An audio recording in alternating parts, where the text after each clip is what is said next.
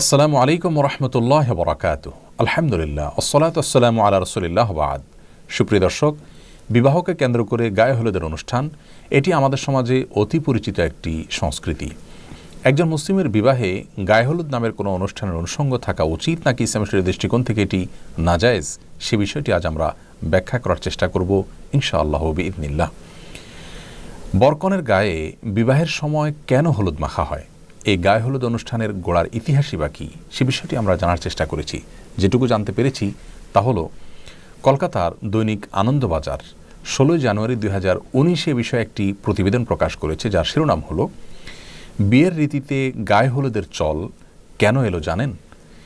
এই প্রতিবেদনে লেখা হয়েছে, হিন্দু বিয়ের রীতি অনুযায়ী বিয়ের দিন সকালে হলুদ মেখে স্নান করেন বরকনে। পুরাণেও হিন্দু বিয়ের রীতিতে হলুদের চল ছিল। এই প্রতিবেদনে আরও লেখা হয়েছে, পুরাণ ও শাস্ত্রবিদ পূর্বা সেন গুপ্তা তিনি বলেছেন, এটা বৈদিক আচরণ নয়, বেশ কিছু উপকারী দিকের কথা ভেবেই হলুদকে প্রাচীন কাল থেকেই বিবাহের অন্যতম উপকরণ হিসাবে মেনে চলেছি আমরা। অর্থাৎ হিন্দু ধর্মে বা হিন্দু সমাজে এটিকে অনেক উপকারী দিক মাথায় রেখে দীর্ঘদিন থেকে পালন করে আসছে মানুষ। এ বিষয়ে বাংলাপিডিয়া বলছে, বৈদিক যুগ থেকে ভারতীয় হিন্দু সমাজে গাত্রহরিদ্রা বা অধিবাস বিয়ের অনুষ্ঠানে অবশ্য পালনীয় শাস্ত্রাচার ও লোকাচার হিসাবে পালিত হয়ে এসেছে। বরকনের দাম্পত্য জীবনকে যে কোনো ধরনের অকল্যাণ ও অপশক্তির অনিষ্ট থেকে মুক্ত রাখার কামনা থেকেই এসব লোকাচার পালন করা হয়। এটি মূলত একটি মাঙ্গলিক অনুষ্ঠান।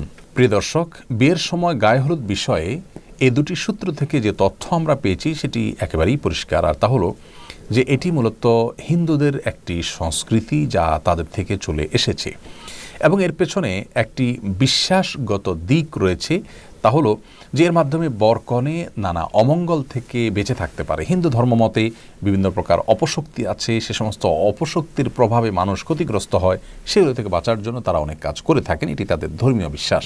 কিন্তু একজন মুসলিম কোন অবস্থাতে এ ধরনের কোনো অপশক্তিতে বিশ্বাস করবার কোনো সুযোগ নেই। ইসলামে এ ধরনের কোনো অপশক্তির কোনো স্থান নেই।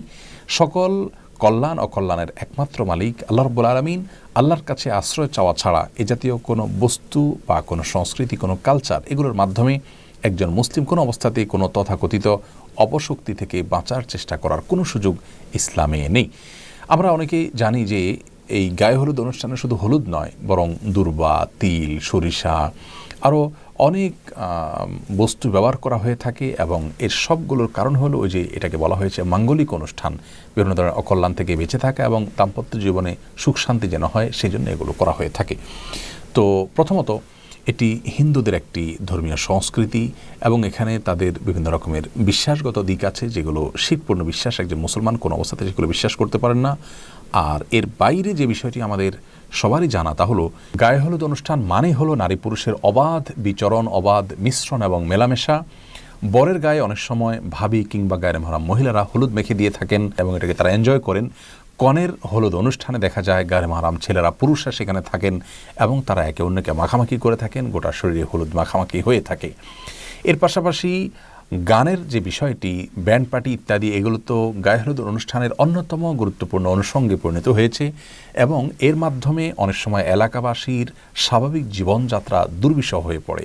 গানের আওয়াজে আশেপাশে মানুষের বসবাস করাটাই অত্যন্ত কঠিন একটি বিষয় পরিণত হয়ে যায়। বিবাহকে কেন্দ্র করে এ ধরনের গানের অনুষ্ঠানের আয়োজন, ব্যান্ড পার্টি ইত্যাদি আমাদের এই সমাজে করা হয়, যে সমাজের মানুষ নিজেদেরকে সভ্য বলে দাবি করে, অথচ এটি কোনো সভ্য সমাজের মানুষের কাজ হতে পারে না যে আপনার গানের আওয়াজে আশেপাশে মানুষ ডিস্টার্ব ফিল করতে পারেন।